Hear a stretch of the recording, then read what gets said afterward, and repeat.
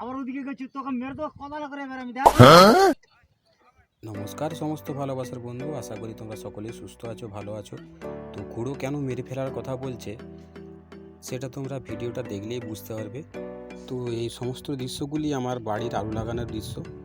যারা সামনে থেকে কখনো দেখোনি কিংবা যারা দেখেছো কিন্তু দেখতে যতবারই দেখো বরাবর ভালো লাগে। তো মই দিয়ে সমান করার পর রোল টানা চলছে, বাবা রোলটা টানছে। তো একবার টানলে কিন্তু দুটো দাগ হয়, যদিও 3টে ফাল লাগানো রয়েছে কিন্তু একটা ফাল ওই পুরনো দাগের উপর দিয়ে নিয়ে যেতে হয়, যেই কারণে একবার টানলে দুটো দাগে কিন্তু পাবে। তো এইভাবে কটা জমি দাগ দেওয়ার পর আলু লাগানোর পালা।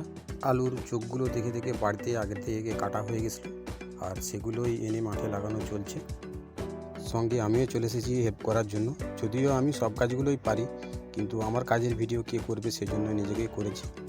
তো দেখতেই পাচ্ছ একটা একটা করে আলু বোস করিয়ে কিন্তু টানতে হবে। তবে যেই কারণে যেটু বলছিল যে মেরে ফেলবো তোকে, সেই কারণটা একটু তোমরা শুনে নাও, তারপরে আরও অনেক গল্প।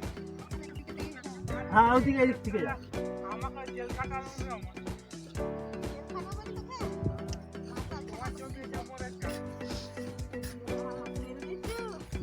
আসল কারণটা এবারে শোনো আমার তোমরা। বাঁ দিকে এলে সে ঘুরে ঘুরে চলে এসছে, তো ডান দিকে ধর। ডান দিকে হলে সব সোজা হচ্ছে, তো আমি নিজেই দেখতে পাচ্ছি। আশা করি বুঝতে পেরেছো সকলে কেন মেরে ফেলার কথা বলছিল।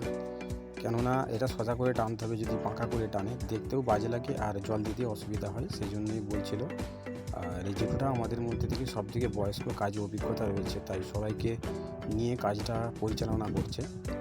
তো যাই হোক, একজন অভিজ্ঞ লোক থাকলে কাজটাও কিন্তু ভালো হয় আর সবাইকে মানিয়ে গুছিয়ে কাজটা করতে পারে, সেই জন্যই কাজের কাছে একজন বয়স্ক লোক থাকা অবশ্যই ভালো। তবে ভিতরের ছোট নালাগুলো তোলার জন্য মাঝের নালাটা কিন্তু আগে তুলতে হবে, তা নাহলে এটা কেটে নালাটা বের করতে পারবেন। তাই জন্যই একটা কাকু মাঝের নালাগুলো ঠিক তুলে নিচ্ছে। তো এবারে অল্প করে খাওয়া দাওয়ার পালা। বাড়িতে আমার গিন্নি ঘুগনি বানিয়েছিল, সেটাই মা সঙ্গে করে নিয়ে এসছে খাওয়ার জন্য।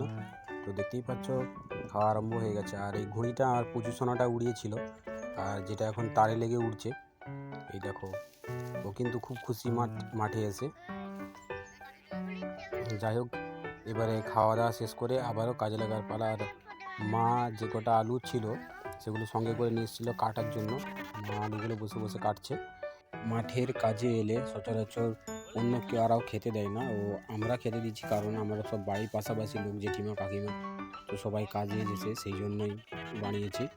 আর যেটুকু আলু বাড়তি হয়েছিল মাথায় করে নিয়ে বাড়ি চলে যাচ্ছি। এইগুলো গোটা আলু আছে, আর কাটছি না, ওগুলোকেই কেটে তরকারি করে খেয়ে নেবো। এই দেখো যে ঘড়িটা উড়ছিল, ওটাই নামার পর হাতে করে নিয়ে বাড়ি চলে যাচ্ছি, কারণ আবার তো ঘড়িটা উড়াতে হবে, সেই জন্যই বাড়িতে নিয়ে চলে যাচ্ছি ঘড়িটা হাতে করে।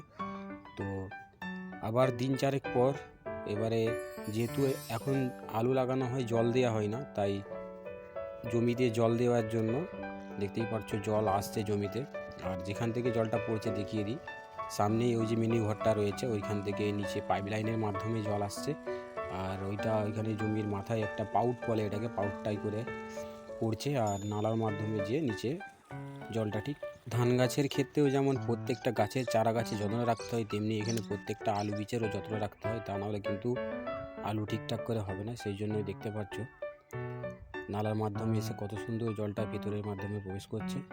আর আস্তে আস্তেই গাছগুলো বেরোবে, দিয়ে সবুজ হয়ে যাবে গোটা মাঠ। আবার সকলের কাছে অনুরোধ, অবশ্যই সকলে বলে যাও কে কতটা আলু লাগিয়েছো। যেহেতু আলু লাগাতে খরচ বেশি, সেই জন্য আমরা খুব একটা বেশি আলু লাগাইনি। আর যাই হোক, ভিডিও ভালো লাগলে অবশ্যই লাইক করে সাবস্ক্রাইব করে পাশে থেকো, সকলকে অগ্রিম। বাবা অনেকক্ষণ আগেই এসেছে আলুটা পাওয়াতে, উপরে দুটো জমি পাওয়ানো হয়ে গেছে, আর বাবা এখন বসে বসে মুড়ি খাচ্ছে। উচ্চারণে ভুল ভ্রান্তি হলে অবশ্যই ক্ষমা করে দিও। একটুখানি ভালোবাসা দিয়ে বলে যাও কে কোথা থেকে দেখছো। তোমাদের সকলের কমেন্টই আমাকে ভিডিও বানাতে উৎসাহিত করে। যাই হোক, আবারও ধন্যবাদ, সকলেই ভালো থেকো। Tata, bye bye.